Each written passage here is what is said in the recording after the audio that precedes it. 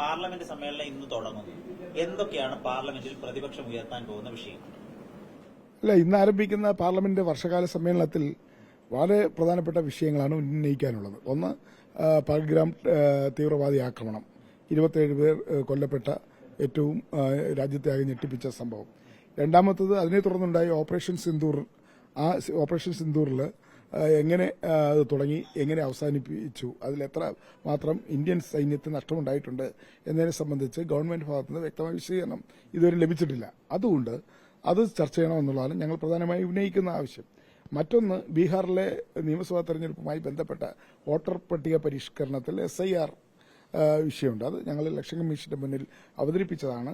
അത് election commission അക്കാര്യത്തിൽ ഒരു തീരുമാനമെടുക്കാൻ തയ്യാറാവുന്നില്ല. ഇലക്ഷൻ കമ്മീഷൻ SIRുമായിട്ട് മുന്നോട്ട് പോവുകയാണ്.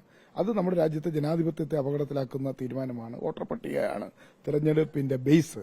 ആ വോട്ടർ പട്ടികയിൽ പലതരത്തിലുള്ള കൃത്രിമങ്ങൾ കാണിച്ച് വോട്ടർ പട്ടികയെ കേന്ദ്രം ഭരിക്കുന്ന BJPയെ സഹായിക്കാനുള്ള നിലപാടുമായിട്ടാണ് ഇലക്ഷൻ കമ്മീഷൻ പോകുന്നതാണ് ഞങ്ങളുടെ ആക്ഷേപം. അതുകൊണ്ട് ഫെയർ ആൻഡ് ഫ്രീ ഇലക്ഷൻ നടക്കണമെങ്കിൽ ഏറ്റവും നമ്മുടെ രാജ്യത്തെ വോട്ടർ പട്ടിക അത് നിഷ്പക്ഷമായിരിക്കണം. ആ വോട്ടർ പട്ടിക ട്രാൻസ്പെറന്റ്, സുതാര്യമായിരിക്കണം. പക്ഷേ ബീഹാറിൽ ഇപ്പോൾ നടക്കാൻ പോകുന്ന തെരഞ്ഞെടുപ്പുമായി ബന്ധപ്പെട്ട് അവിടെ പരിഷ്കരിക്കുന്ന വോട്ടർ പട്ടികയിൽ വലിയ ക്രമക്കേടുകളുണ്ട്. അത് SIR അതിന്റെ ഭാഗമായിട്ടാണ്. അതാണ് ഞങ്ങൾ അതിനെ എതിർക്കുന്നത്. അത് സഭയിൽ തീർച്ചയായും ചർച്ച ചെയ്യണമെന്നാണ് ഞങ്ങൾ ആവശ്യപ്പെടുന്നത്. തീർച്ചയായും പ്രധാനമന്ത്രിയാണല്ലോ ഈ വിഷയത്തിൽ സഭയിൽ അംഗങ്ങളോട് സംസാരിക്കുന്നത്. പ്രധാനമന്ത്രി രാജ്യത്തോട് സംസാരിക്കുന്നത് സഭയിൽ സംസാരിക്കുന്നതാണല്ലോ രാജ്യത്തോട് സംസാരിക്കുന്നത്. അപ്പോൾ പ്രധാനമന്ത്രിയാണ് ഇക്കാര്യത്തിൽ സഭയിൽ സംസാരിക്കേണ്ടത്. അപ്പോൾ പ്രധാനമന്ത്രി സംസാരിക്കണമെങ്കിൽ പ്രധാനമന്ത്രി സഭയിൽ വരണം. ഈ സംഭവങ്ങളെക്കുറിച്ച് സഭയിൽ അദ്ദേഹം വിശദമാക്കണം. അതിനെ തുടർന്ന് ചർച്ച നടക്കണം. അതിനെ തുടർന്ന് പ്രധാനമന്ത്രിയുടെ പ്രസ്താവനയെ തുടർന്ന് ചർച്ച നടക്കണം. ഇതുമായി ബന്ധപ്പെട്ട് ചർച്ച നടക്കണം. അതാണ് ഞങ്ങൾ ഇന്നത്തെ ഓൾ പാർട്ടി മീറ്റിംഗിൽ ആവശ്യപ്പെട്ടത്.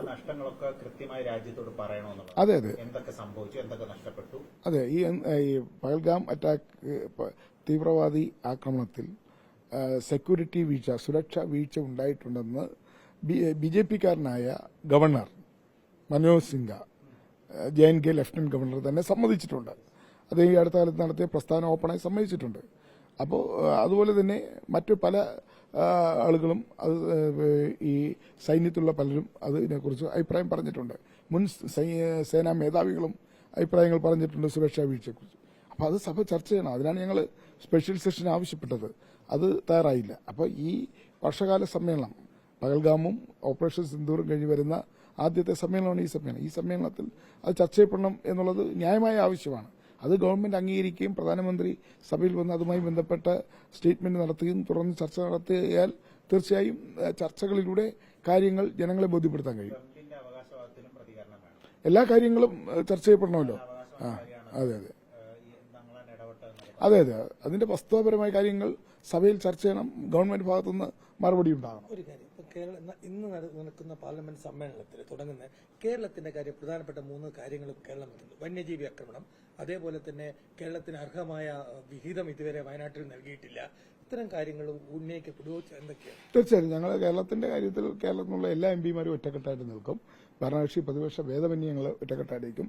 ബഹുമാനപ്പെട്ട കേരള മുഖ്യമന്ത്രി വിളിച്ചുകൂട്ടിയ MPമാരുടെ യോഗത്തിൽ യുനാനിമസ് ആയിട്ട് അത് തീരുമാനമെടുത്തിട്ടുണ്ട്. കേരളത്തിന്റെ ആവശ്യങ്ങൾ, മുണ്ടക്കൈ ചൂരൽമലയിലെ ദുരന്തത്തിന് സഹായം കിട്ടാത്ത കാര്യം ഉൾപ്പെടെ വന്യമൃഗ ആക്രമണം കൊണ്ട് കേരളത്തിൽ ഉണ്ടാകുന്ന ജീവഹാനിയെ സംബന്ധിച്ച് ഉൾപ്പെടെയുള്ള നിരവധിയായ കാര്യങ്ങൾ, പിന്നെ കേരളത്തിന് അർഹതപ്പെട്ട കേന്ദ്ര വിഹിതം ലഭിക്കാത്തതുമായി ബന്ധപ്പെട്ട കാര്യങ്ങൾ ഉൾപ്പെടെയുള്ള എല്ലാ കാര്യങ്ങളും മുഖ്യമന്ത്രിയുടെ MPമാരുടെ സമ്മേളനത്തിൽ ചർച്ച ചെയ്തിരുന്നു. അത് ഞങ്ങൾ കേരളത്തിന്റെ വിഷയത്തിൽ നാഷണൽ ഹൈവേ തകർന്നതിനെ സംബന്ധിച്ച് അതിലെ കടൽ ഖനനത്തെക്കുറിച്ചുള്ള വിഷയങ്ങൾ, ഒരുപാട് വിഷയങ്ങൾ കേരളത്തെ ബാധിക്കുന്ന വിഷയങ്ങൾ, അതെല്ലാം ഞങ്ങൾ MPമാർ വിവിധ റൂളുകൾ, ചട്ടങ്ങൾ പ്രകാരം സഭയിൽ ഉന്നയിക്കുന്നതാണ്. അതുപോലെ തന്നെ കേരളത്തിൽ ഇപ്പോൾ വളരെ പ്രധാനപ്പെട്ട ഉന്നത വിദ്യാഭ്യാസ രംഗത്തിലെ സ്തംഭനാവസ്ഥ, സ്ഥാപന UGC അടക്കമുള്ള കാര്യങ്ങൾ കേന്ദ്രത്തിന് പോലും സ്റ്റേക്കുള്ള സംഭവമാണ്. ഇതിനെക്കുറിച്ച് പലരും ഉന്നയിക്കപ്പെടും. അത് തീർച്ചയായിട്ടും. കാരണം കേരളത്തിലെ വിദ്യാർത്ഥികളുടെ ഭാവി ആകെ അപകടത്തിലാണ്.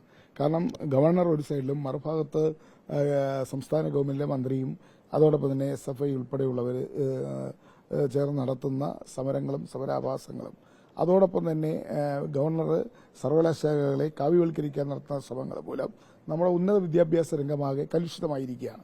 ഇതുമൂലം ആയിരക്കണക്കിനല്ല 10,000-കണക്കിന് വിദ്യാർത്ഥികളുടെ ഭാവി തന്നെ അവതാളത്തിലായിരിക്കുകയാണ്. ഈ വിഷയം ഞങ്ങൾ തീർച്ചയായും UDF-ന്റെ MP-മാർ ഈ വിഷയം സഭയിൽ കൊണ്ടുവരും.